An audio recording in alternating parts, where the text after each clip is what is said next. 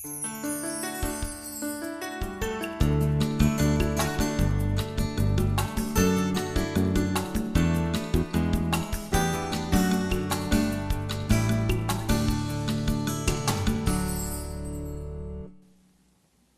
and welcome to our 10th and final segment of the Morality course series. For this last segment, we're going to talk about one that maybe we really don't want to hear about that much in some ways, particularly in our country. The theme of this segment is wealth and possessions. Now it would be real easy to kind of just skip this one. It's not one of the 10 Commandments, or is it?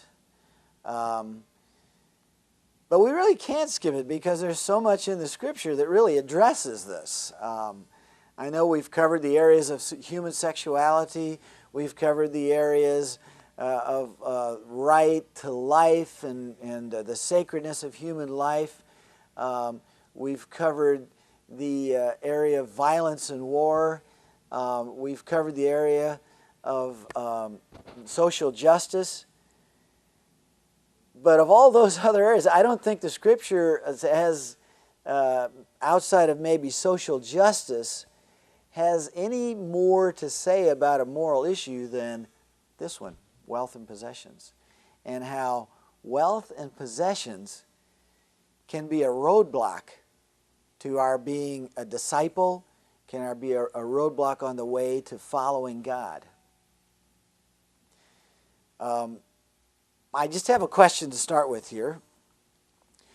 Do you feel like you're a rich person? You might think of that between 1 and 10. What would you give yourself in terms of, what rating would you give yourself in terms of whether you feel like you're a rich person or not? 1 would be, no, I'm actually very poor. 10 would be, yes, I'm in the top 1% of the income level of people in the United States, the richest country in the world. We're probably on neither extreme. We probably would give ourselves somewhere in the middle. And yet, compared to other people in our country at least, and yet if you compare our standard of living, our wealth to people around the world, I think you'd have to say that we come off as being fairly rich, maybe from an 8 to a 10. I was in Mexico at one time, and there was a man on the street who asked me for some money. And I knew enough Spanish to kind of get into a little conversation with him, and he was asking for money, and I says, well, and I actually didn't have any money on me except for money that I actually needed for transportation back to where we were staying. And I said, well, I don't have any money. And he looked at me and said, oh, yes, you do. Really meaning, well, you may not have really any money in your pocket right now, but you're an American and you have money. And I have to admit, he was right.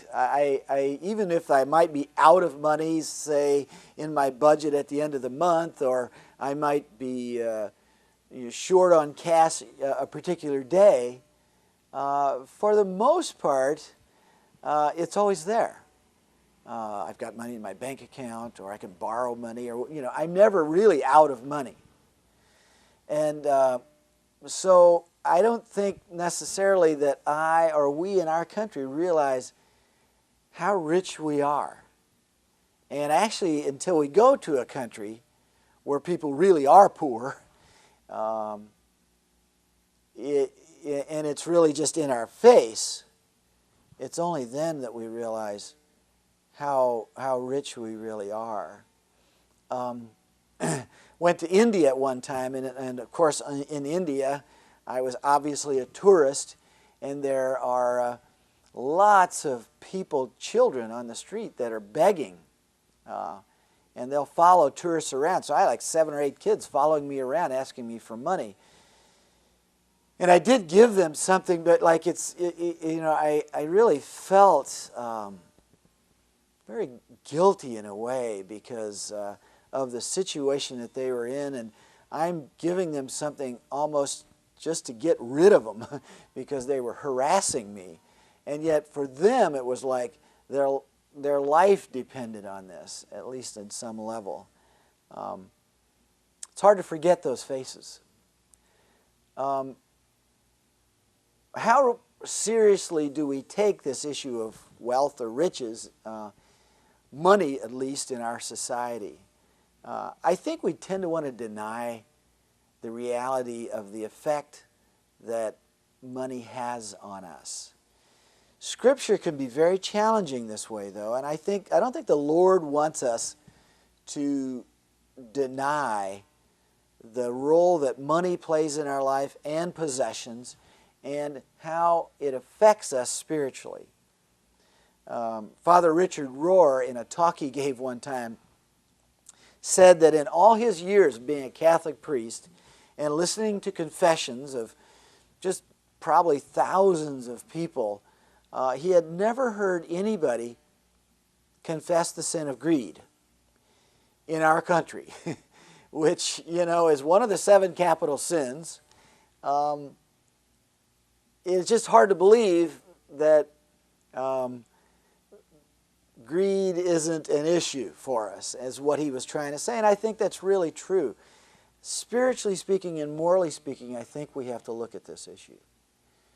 Scripture says a lot about money and wealth and poverty and riches. One thing it says in Luke's version of the Beatitudes, blessed are the poor. He doesn't say poor in spirit, he just says blessed are the poor. And cursed are the rich. Youch. That's pretty heavy. In, again, the Sermon on the Mount in Matthew, Jesus says you cannot serve 2 masters, God and mammon, or God and wealth. He puts a real distinction between the two. Wherever your treasure is, your heart will be also. Lazarus and the rich man. In that story, in Luke's Gospel, the rich man, who's unnamed, just called the rich man, has a lot of wealth, and he doesn't pay any attention to Lazarus.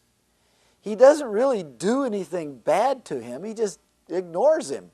And he is one person in the Scriptures that is really the only individual that's assigned to hell. And what has he done? He's just been rich and ignored the poor. There's the famous verse, it's easier for a camel to get through the eye of a needle than for a rich man to get into heaven.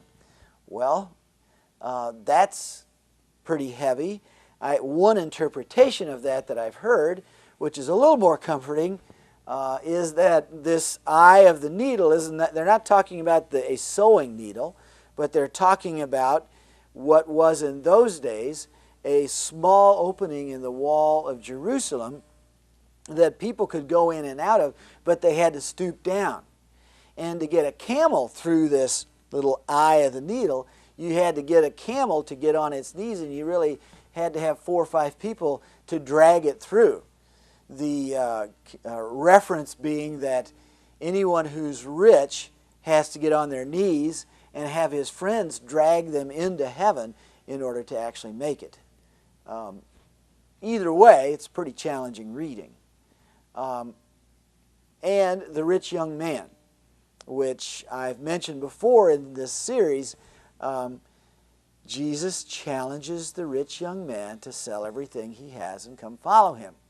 It seems to be that Jesus is saying, you've got to get rid of your stuff if you're going to be a disciple, because your stuff and your wealth is going to keep you from really following me. Challenging.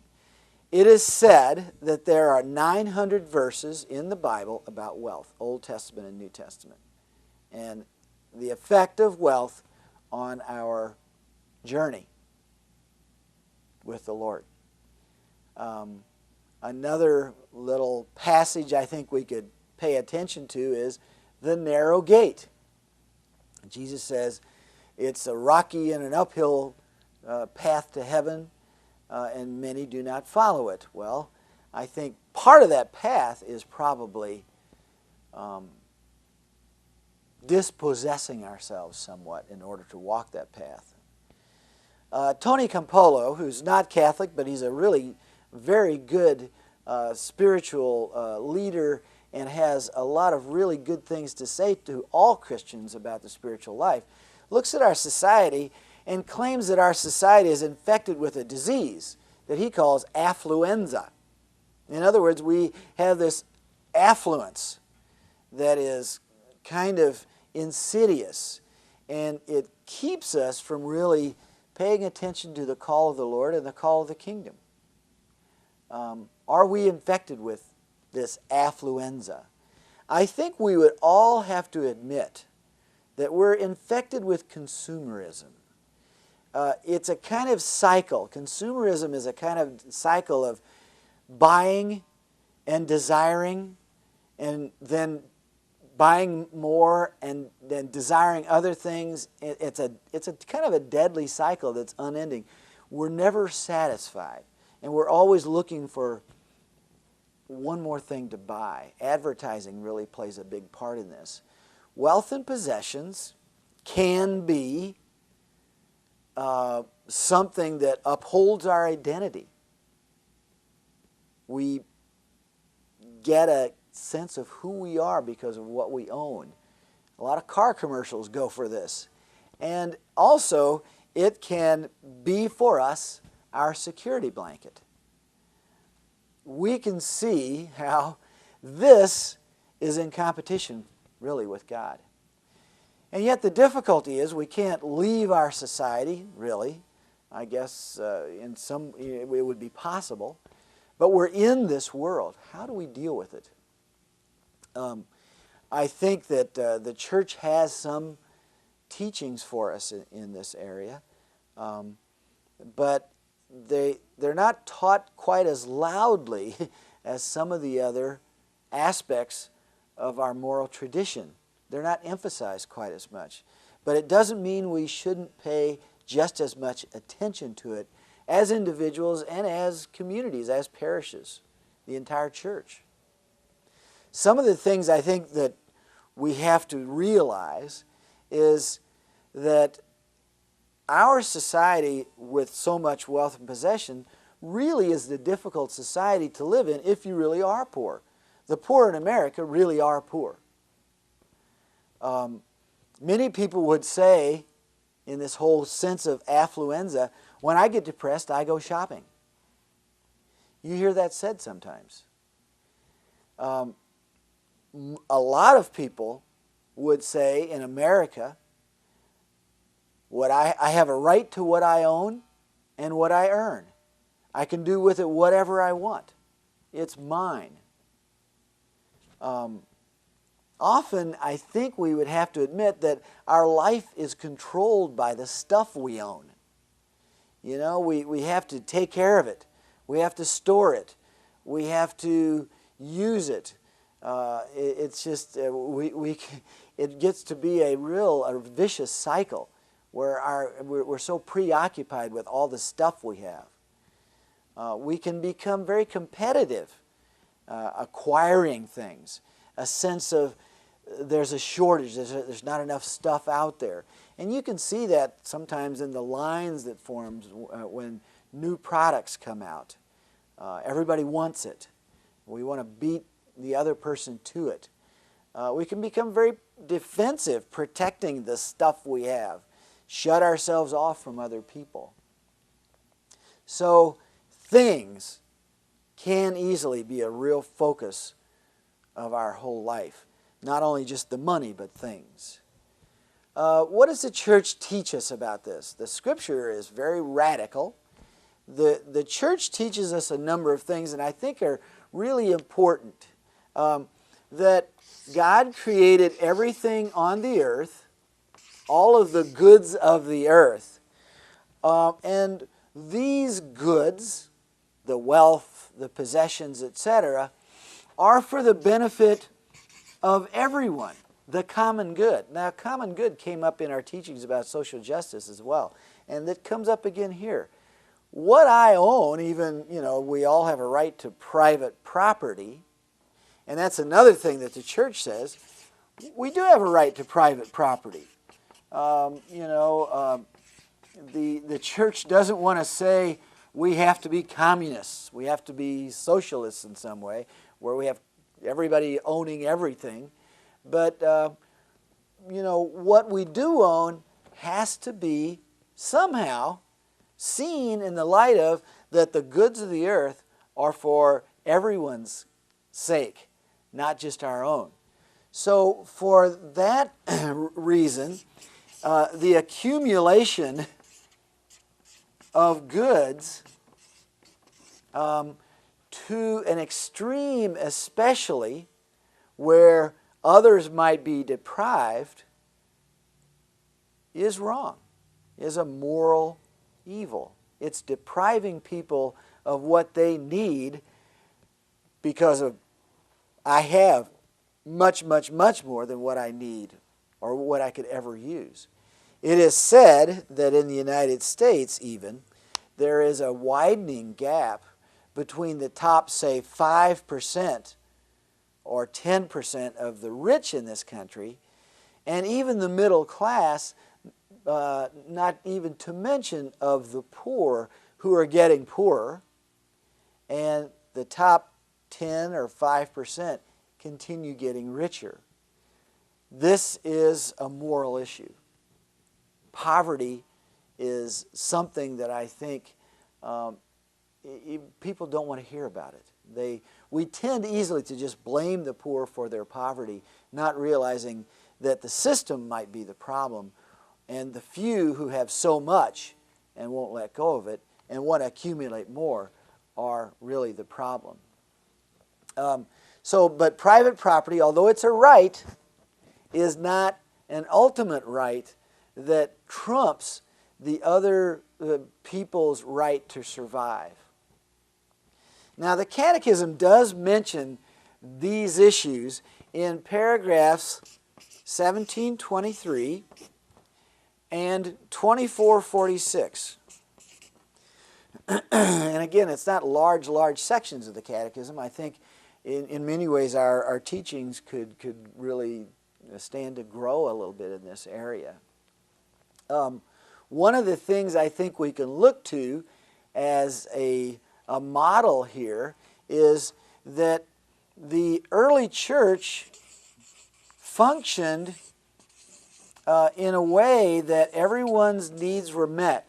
In the Acts of the Apostles, chapter 2, verse 44 and 45, the early Christians all contributed everything they had, their possessions, for the common good, for the needs of all. And this, I think, is held up in the Acts of the Apostles because it's cited also in chapter 4 as the ideal church. We are a community that even shares our possessions. Not that we have to work that out that way today, but there is a call to take care of the common good, a call to simplify our lives. The orders of sisters and orders of priests and brothers, monks and nuns that live in monasteries, live a life of poverty. And they really, in many ways, are trying to, as much as they can, to live out this ideal of the early church where the goods of all are shared by all. That's an ideal for all of us.